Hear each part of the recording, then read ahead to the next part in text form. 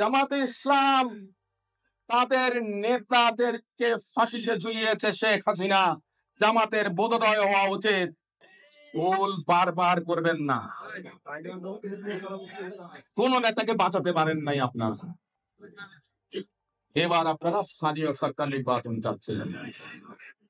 স্থানীয় সরকার নির্বাচন হলে যেটা হবে, পতিত স্বৈরাচারের সকল দোসররা এলাকায় এলাকায় প্রতিষ্ঠিত হবে।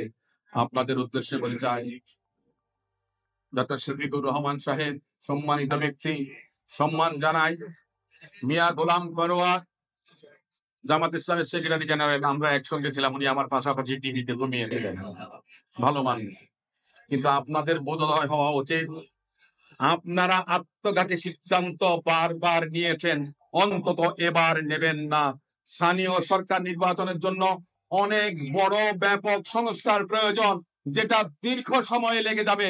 সেই জন্য সংস্কার করার জন্য, আইন প্রণয়ন করার জন্য, জনপ্রতিনিধিদেরকে নির্বাচিত করার জন্য জাতীয় সংসদ নির্বাচন সবার আগে হওয়া উচিত।